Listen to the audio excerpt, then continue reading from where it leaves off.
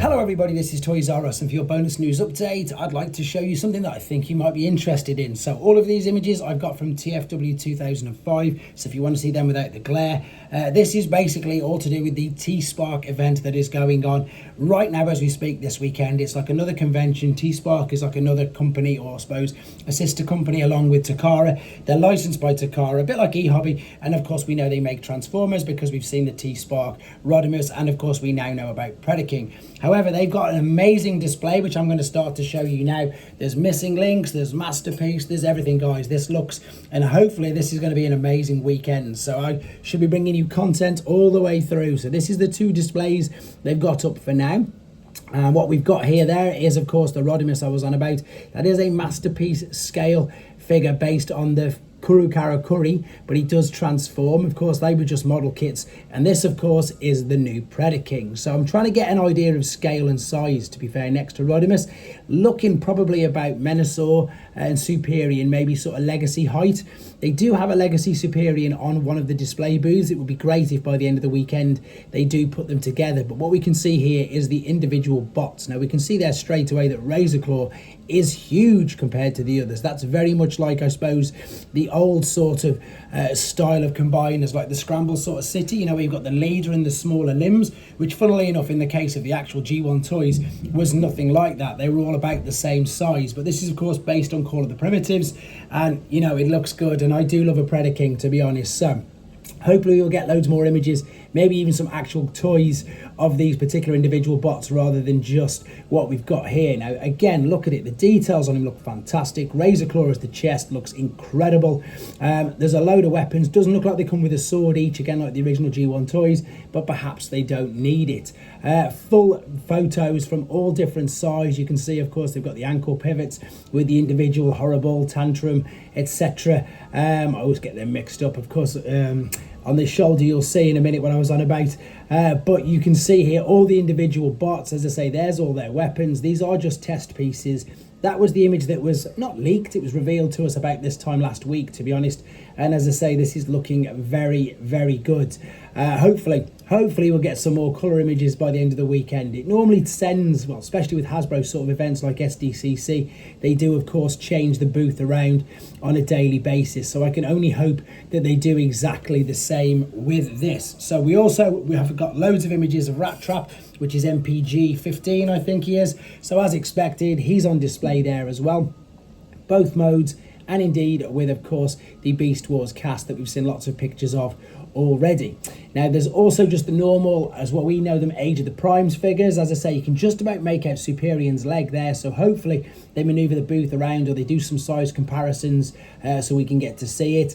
What's really good here as well is we've also got some more images, of course, of the Transformers 1 Studio Series Bumblebee and indeed Sentinel Prime. They've been absent for ages, to be fair. I think from when they were first revealed, I think it was PulseCon, to be fair, back in October, the Sentinel was, but unfortunately haven't seen any other images of him since then. So it's nice to see that he is on display there with some of the other Studio Series figures, and I'm pretty sure that's the brand new leader class Optimus Prime there as well. Let me know in the comments if it is. I'm sure it is, it does look like it. And of course the Constructicons are there, only 2 at the moment. Maybe they'll get more out again by the end of the weekend, fingers crossed. Right, now we're going to move on to something that I hold my hand up, I don't know too much about.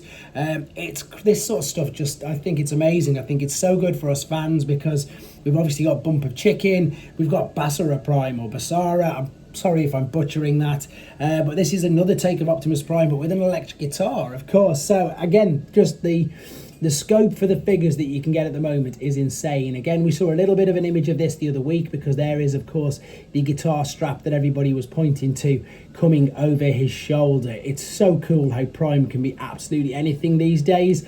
This again is just a prototype. No other images of alt modes or anything like that. I'm not too sure. I think it's going to transform. I can't see why not.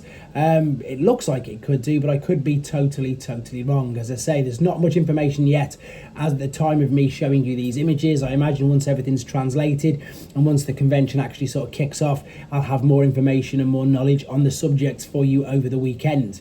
Right, this is the one that I'm excited for. Main 2 reasons. One, I love the figure. I'm very fortunate enough to have one of the originals. And 2, if we're going to get this, then we're definitely going to get a Fire Guts Jinrai for, of course, the combined mode with God Bomber. It's an absolute no-brainer. It's another easy repaint, and we all know that Takara, along with all Transformer companies, love a good repaint. So this, if you don't know, guys, is Nucleon Quest Convoy. Now, the thing that surprised me with this is they called him Convoy and not Jinrai, whereas obviously in Japan, he was called Jinrai at this particular time. So it is the Super Jinrai mold.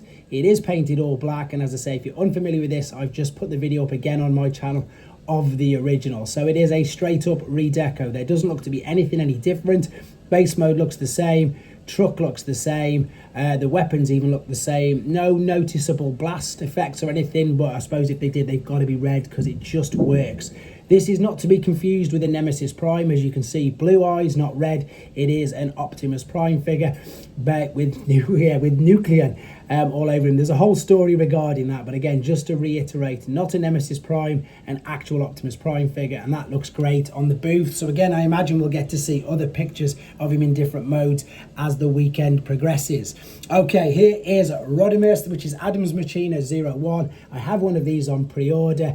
As soon as it's ready to ship, I will of course be reviewing it. We've seen so many images of this for about the past 6 or 7 months at least, to be honest. And as I said at the beginning, it is based on the Kurokaro model kit, which is what the robot looks like. But of course, they're model kits, the Furai Kurokaro things, and they don't normally transform. However, this is an Adamas Machina one, and it actually does, which you can see right there. Right, this is one that's very, very interesting, to be fair. But what we've got here is, this looks to be, we saw this Arcee at the last, not Arcee, yes it is Arcee, what's the word I'm after, we saw this Arcee at one of the other conventions, and it looks like she is going to be included into the missing link, because the card next to her does say missing link. Even though we never had a G1 toy of her at all, I thought perhaps they were going to do like a Chug version or something, but no, it looks like she's going to get the missing link treatment because it says there on the card. We've also got the other 2 that we're expecting, and I can't wait for these. There they are on their display. Here's a bit more detailed images of them. I think they look great. I'm so excited for these. Sunstreaker and Cordon, of course. These are coming out very, very soon, next in the missing link line. And as I say, that's pretty much all the images I've got for now. If you want to see them without the glare, and indeed a load more, they are on TFW 2005 as we speak. With regards to the rest of the weekend, more videos, more lives, and I'm going to do that huge Thunder King from Kang Toys, much more justice later on as well. Thanks for watching, guys. Take care.